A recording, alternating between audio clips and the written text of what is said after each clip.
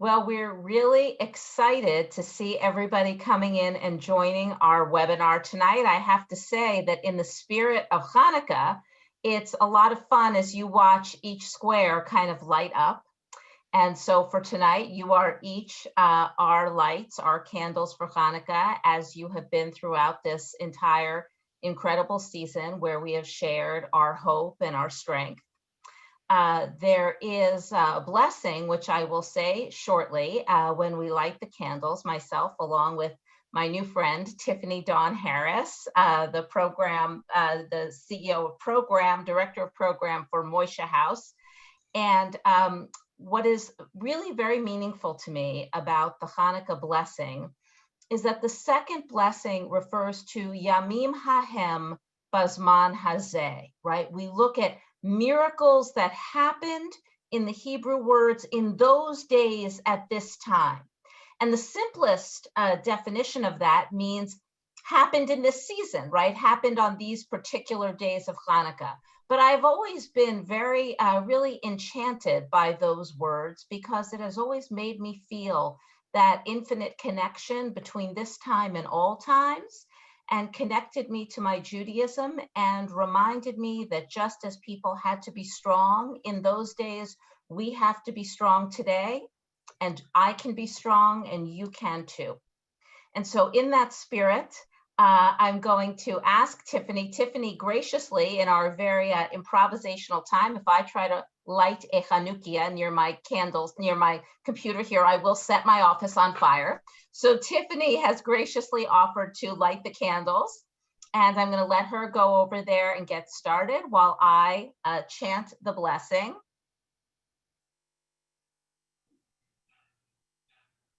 Hi, everybody.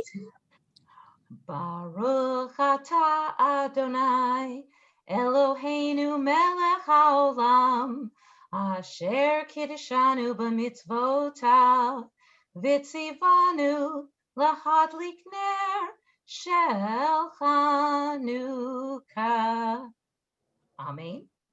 And the second blessing, the one I was referring to before, Baruch atah Adonai, Eloheinu melech haolam, she'asa nisim lavoteinu, bayamim hahem bazman hazeh. Amen. Thank you all, and I will turn this now to our friend Karen Adler to make our introductions. Thank you, Rabbi. I'm so happy to welcome all of you this afternoon. Many of you have joined us on this call in the last few weeks as we focus the enthusiasm and power of Jewish Women for Joe on Georgia. But for those of you who are joining us for the first time, we are really pleased that you could be with us today. Even before the historic win of Joe Biden for president was confirmed, the Jewish Democratic Salon of Georgia reached out to our leadership and asked us to focus on our efforts on working with them to win the 2 Georgia Senate seats. For the past several weeks, we have been working with Reverend Warnock, John Ossoff, Stacey Abrams' Fair Fight Organization, and the Georgia Democratic Party to help staff phone banks, text banks, raise funds, and support those 2 outstanding candidates in every way we possibly can. One way we do that is educating ourselves so that we can speak with others about just how important these 2 races are for our country and the Biden agenda. At the request of our Young Women's Group, we've invited Senator Kirsten Gillibrand this evening to speak with us about what it really means to be in the majority and what is at stake in this election. I am so honored to be able to introduce all of you to Senator Gillibrand, who I first met when she and I worked in the Clinton administration. Kirsten grew up in upstate New York in a family of very strong women with a tradition of public service. She learned about campaigning and organizing from her political powerhouse grandmother, and her mother's legal work taught her the importance of advocating for communities who are too often overlooked. Kirsten followed their lead, first working as a lawyer, and then found her path to public service. She started in the Department of Housing and Urban Development, then went back to upstate New York to challenge a long-held congressman for a long shot seat. She won that seat, and the rest is in many ways history. She has brought unprecedented transparency to her House office and then championed the needs of upstate New Yorkers. In 2009, she became a senator and then drew on her mother's commitment to raising the voices of those who most need advocates, and has gained a reputation for taking on the toughest fights in Washington. She successfully pushed for the repeal of the discriminatory Don't Ask, Don't Tell policy and passed the historic 9/11 health bill. Kirsten clearly carries on her grandmother's fight to bring women into the political process, making it her life's mission to help more women run for office. In 2010, she launched Off the Sidelines, issuing a call to women and girls to get involved, raise their voices, and put their names on the ballot. For those of you who don't know Kirsten, you are in for an extraordinary treat this evening. Interviewing Kirsten tonight is another friend, Liz Schrayer, a respected political strategist who founded Schrayer and Associates more than 20 years ago with an eye toward enhancing the political effectiveness of nonprofits and businesses to impact in our nation's capital. Through hands-on strategic planning and crafting of advocacy, Liz has helped educate, engage, and mobilize tens of thousands of citizen advocates to add their voice to a range of domestic and international public policy issues. Liz served for over a decade as the National Political Director of AIPAC and worked in state government and on Capitol Hill, where she founded the Congressional Human Rights Caucus. She currently serves on the Secretary of State's Committee on Public-Private Partnerships, the U.S. International Development Finance Corporation's Development Advisory Council, USAID's Advisory Committee on Voluntary Foreign Aid, and several other advisory boards. I have known Liz since she first appeared in Washington as a young staffer at AIPAC. I can tell you without any hesitation that she is one of the smartest and most thoughtful Washington pals I know. It is such a pleasure for me to introduce Liz and Senator Gillibrand to you now. Well, thank you, Karen. Thank you, Karen. This is amazing. Senator's in the car. I hope you're not driving. No, Jess is driving. We're just on the way home. Okay, we're great. Well, first, Karen, you're remarkable. This is remarkable to see Susie and Jill and so many friends who have put this nationwide network of mainly women, but I see a few men, who are like empowering everybody because democracy matters, representation matters, issues matters, and that's why this conversation is so important. So my role is easy. I'm going to ask your questions. A lot of you have already emailed them to me, and I'm doing the nonpartisan part, and Senator Gillibrand doesn't, which is good because we're going to talk about the stakes about January 5th in Georgia. So lucky for us, you're the teacher. I get to ask the questions though. And you're going to learn you have a rock star in the house, and Senator Gillibrand is going to inspire us all. So you ready to get started? I have a ton of questions. I'm going to throw them out. I'm ready. And I just wanted to thank Karen for her leadership and her years of friendship. And I want to thank the leadership and all the women on this call. So many of you have been on my side and supporting me and helping me for 10 years. So thank you all. And I'm delighted to see you all, especially Betty and others that have really been just helping me every step of the way. So thank you, Karen, for the wonderful introduction. And Liz, go ahead. I'm ready to answer questions. All right. Well, I want everybody to start by, our community needs to understand the credibility that you bring to this conversation. So can I get personal first? Sure. All right.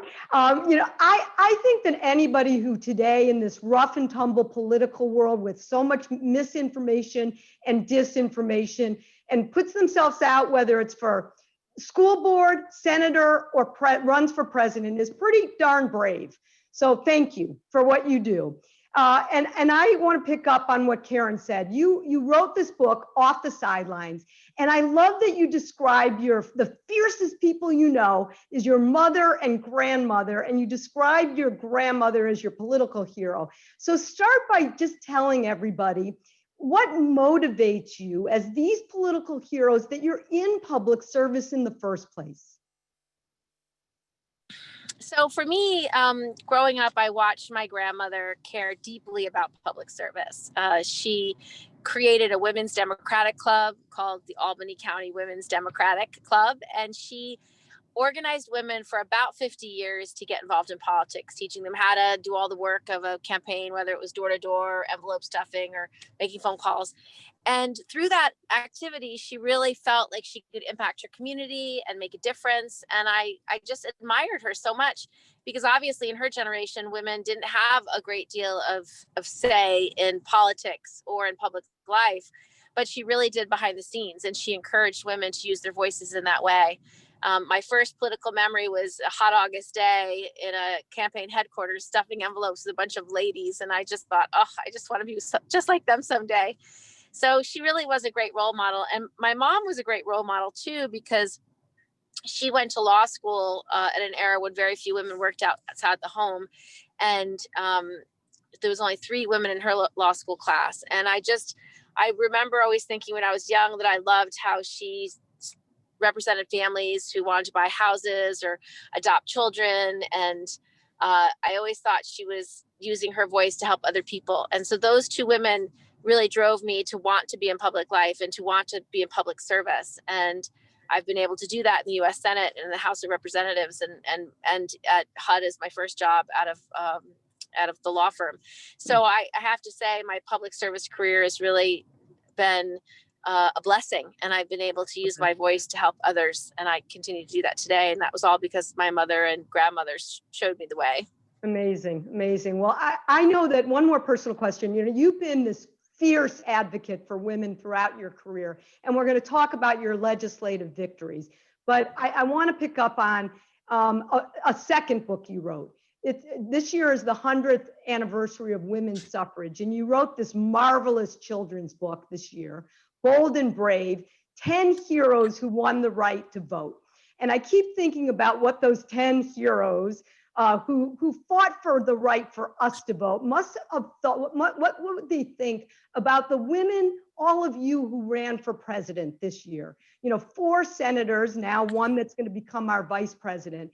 And so tell us a little bit about the sisterhood on the campaign trail, which is a victory in and of itself, but also that there's still challenges out there for women running for office.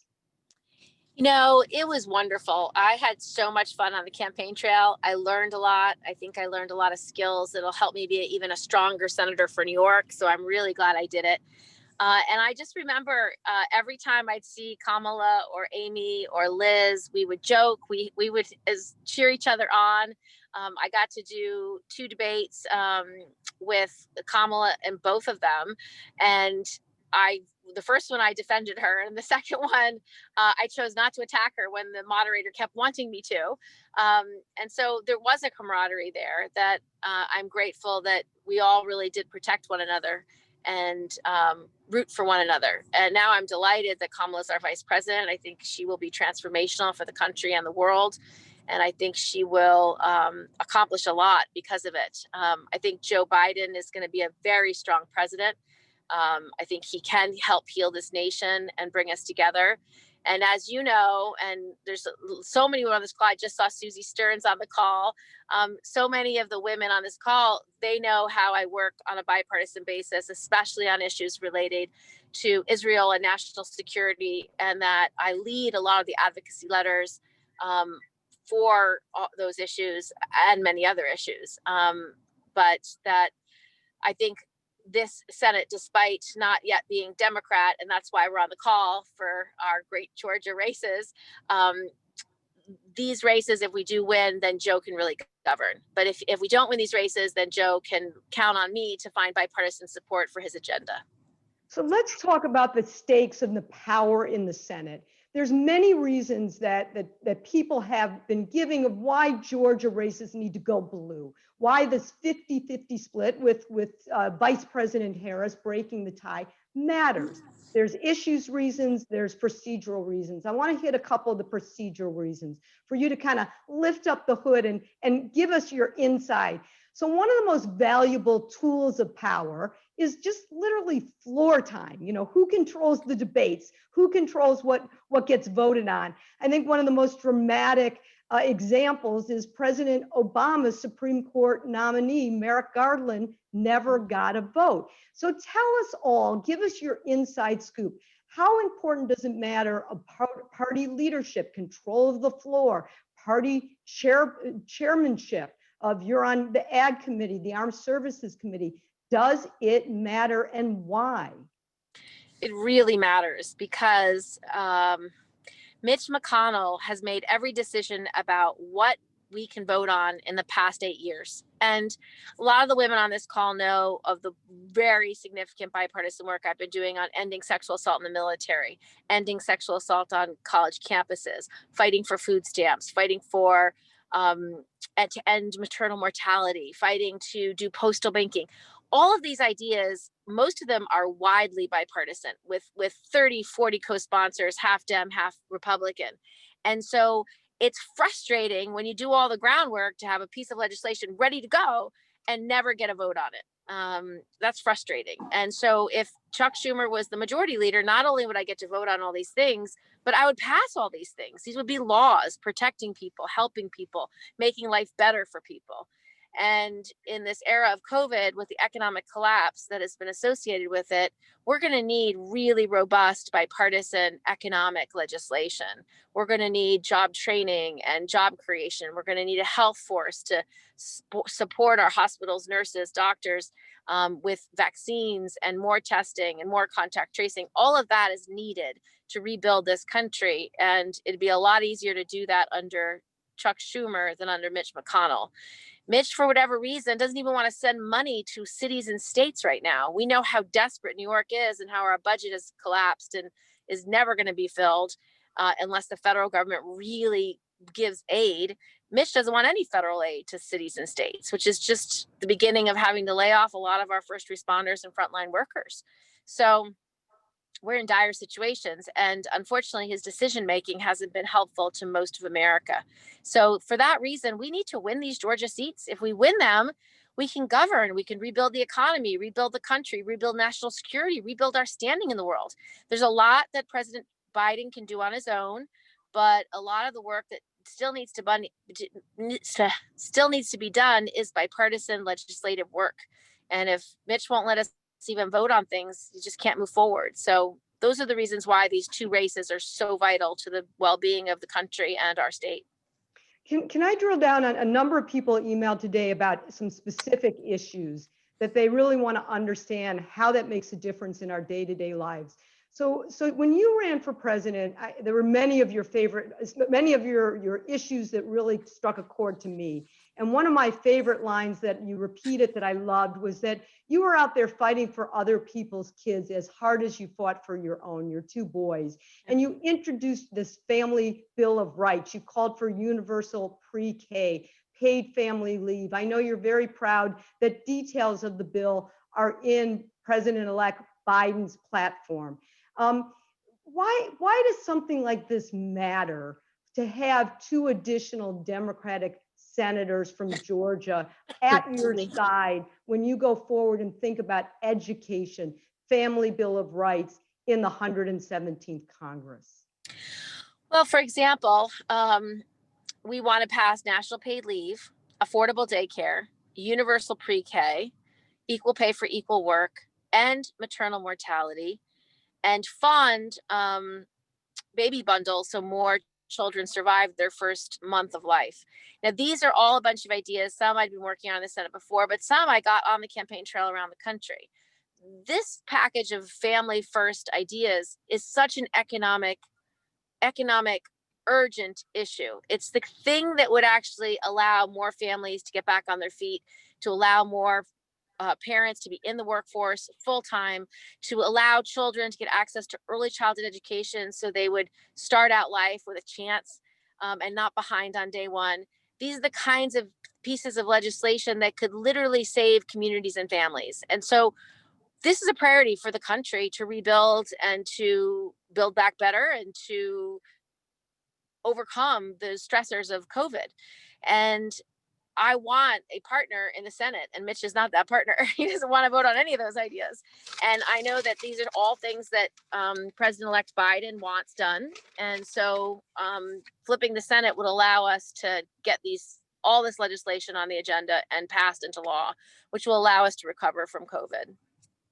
A few other issues that people were interested in your thoughts on. The Biden-Harris platform is quite ambitious, and maybe a little bit of a lightning round on some of these issues, that how you think they might play out in the 117th Congress, again, with a Democratic Senate controlled versus a Republican controlled Senate.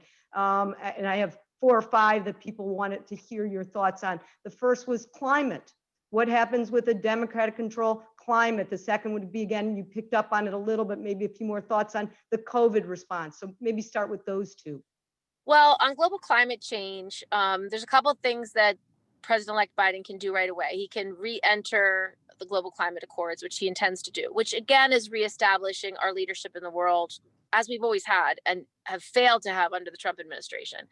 Second, the really meaningful legislation, a lot of it, President Obama had passed through regulation because Mitch wouldn't work with him. And so all that got peeled back by Trump immediately. So we need to begin to establish a set of rules and laws, hopefully, to control clean air and clean water and to actually provide that in every community. One of the things I learned on the presidential campaign trail was how much clean air and clean water is universal. You know, if you were in Iowa, they had their water polluted by nitrates from farming. If you were in New Hampshire, they had PFOA and PFAS from manufacturing and military bases. No matter where you were, there was some water quality problems. So all of that, he's going to need a partner in the Senate to actually govern and pass legislation. Because if you just do regulation again, that can be unwound with the next Republican. So we need laws, and we have lots of comprehensive legislation on global climate change, from cleaning up brownfields to clean air, clean water, to regulating emissions, to actually putting a price on carbon to drive innovation. All of those are good ideas. And so, and some of them are bipartisan pieces of legislation I've already written. So we want to get votes on those. So that's why having Warnock and Ossoff there would allow us to tackle climate change more aggressively. In terms of COVID, Biden has a real plan: job creation, investing in infrastructure, investing in healthcare infrastructure, investing in cities and states. That agenda alone will get this economy back moving again. And if Mitch McConnell again continues to block common sense bipartisan stuff, we don't have recovery as quickly. What about one issue that's of great interest to the folks on this Zoom call is immigration. Obviously, there was such a decrease in the number of immigrants that could come into this country. President-elect Biden has talked about raising those caps. What do you think will happen in the 117th Congress? And again, how does Georgia impact that?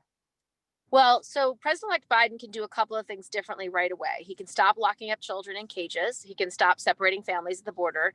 And he can change how immigration law is enforced. So that's step 1. Step 2 is then to change some of those laws to be more humane, to create a pathway to citizenship through comprehensive immigration reform globally in the country, and then find a more humane way to actually address the needs of people trying to cross into this country without documentation. We can do that. We can write that type of legislation, and that will matter. We'll be a better country and a stronger country and a more secure country if we write that legislation and actually pass it, which I think we can. So let's turn to some political issues that make it be a little bit skeptic about this race. So one of your colleagues, Senator Joe Manchin, one of the more conservative Democrats, said this was his argument for the need to have this 50-50 split. He said, it forces something that you do all the time. It forces it actually be more bipartisan for senators to reach across the aisle to get legislation done. But some of the Republicans are arguing, no, this is the checks and balances. So how do you argue against the check and balance argument that this is really by 50-50 split? It does force the bipartisan, we have to work together, or is this just going to put more gridlock into the system? So if you have a narrow margin, I think Joe Manchin's right. That is the sweet spot for bipartisanship, because any moderate Democrat or moderate Republican has an outsized influence on what the final product of a bill looks like, because you need to either keep your moderates or get one of their moderates to have your 51. So I believe that it would be a very bipartisan Senate if we had that 50-50 split. If we lose these two seats, we'll just have to keep begging Mitch McConnell to do common sense things, which is just frustrating and not very efficient, because we wait a long time for votes that should be taken, because if they were taken, they would pass. But as you remember, Mitch, when President Obama was president, said, my job is to make sure he's a one-term president. And then when he won re-election, he said, my job is to make sure he has no legacy. And he took that oath so seriously, and he really did do everything he could to accomplish those two things. And it created massive dysfunction. He was not a kindler, gentler, let's just be bipartisan person. He was, we want you to fail in every respect. And that harmed the country. So we do not want to go back to that. That is why Ossoff and Warnock are the key to a really bright future.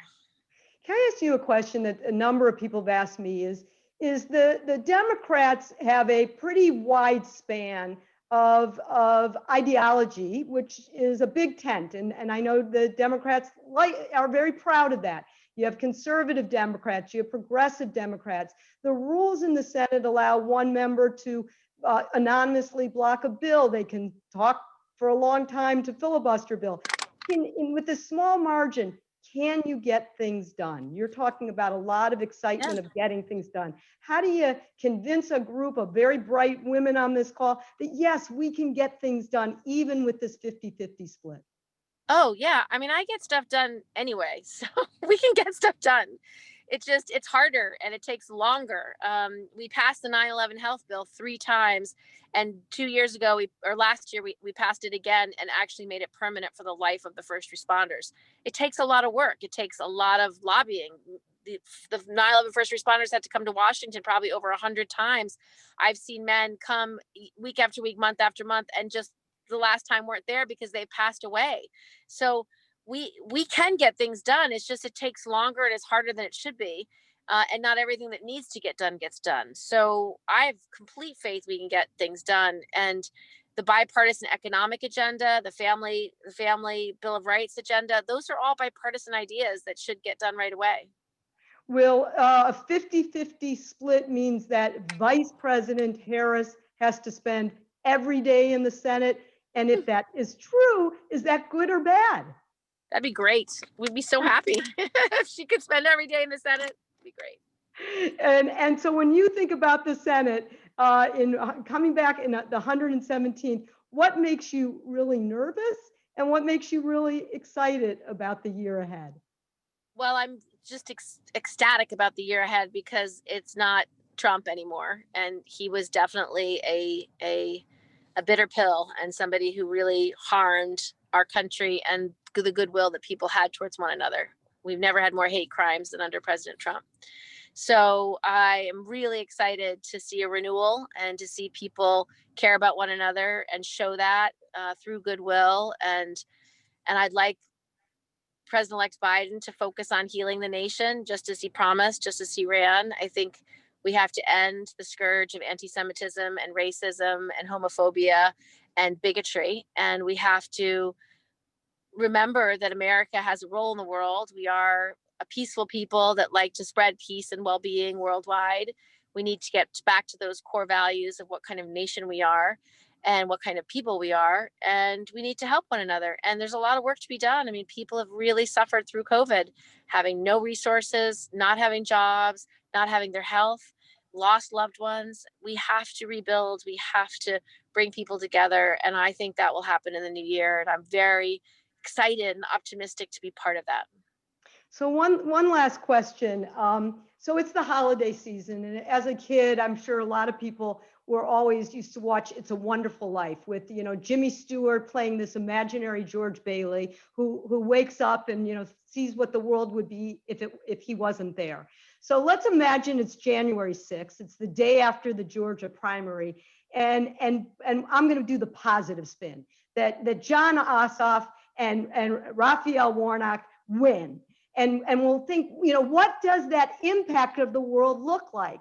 So I'm going to not let it be January 6, 2021. We have to give it a little bit more room to think, what did the world look like? Should they win, and the impact of the world? Now I'll share with you, my first grandchild is expected to be born the week of January 6, 2021. So let's assume it's his or her second birthday, and you're George Bailey, so you can look back and 2 years out, what does the world look like of the impact of these two new senators have on the world? Senator Gillibrand, help us see the future of the win if everybody around here galvanizes and makes sure they win. So I think we would be rebuilding our infrastructure. So actually creating jobs and building better airports and roads and bridges and better mass transit. I think we will join the nations and have national paid leave and mothers and fathers can stay home with their children for up to 3 months to care for their loved ones when they're sick or themselves when they're sick.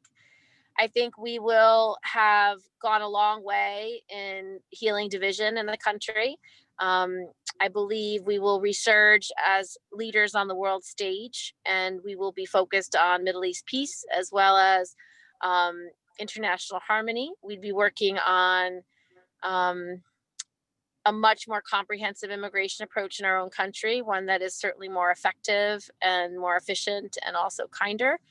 And I hope that we are working on ways to rebuild the economy so that every family has a chance to get better job training to earn their way into the middle class and really focus on full employment as a national priority.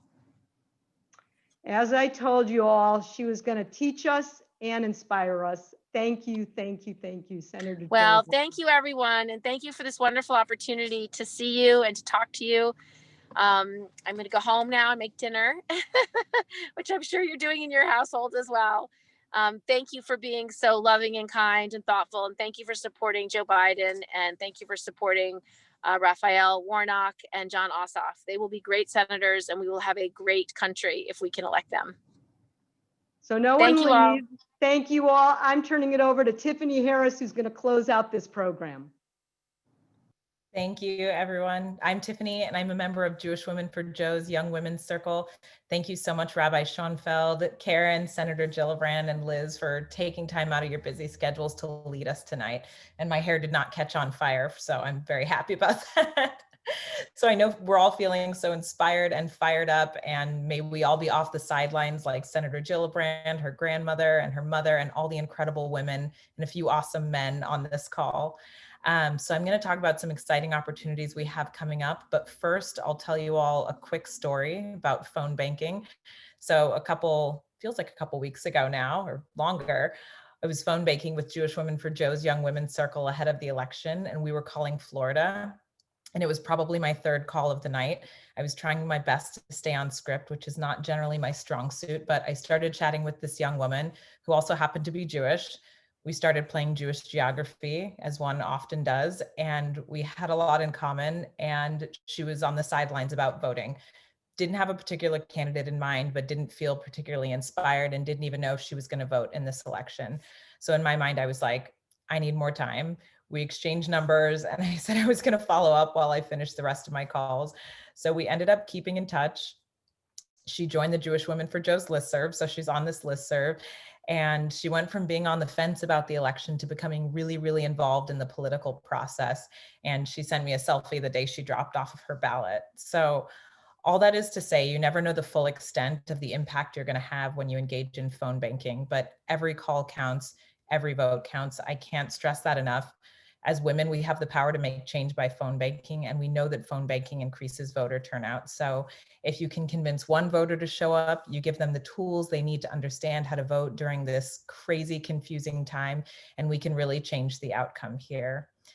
So stay tuned. We're going to follow up with phone bank opportunities through a number of different campaigns that'll arrive in your inbox. You don't have to go anywhere to participate. So please join me in committing to one phone bank session each week and inviting one friend to join you. It could be a man, woman, Jewish, not Jewish, any friend once a week.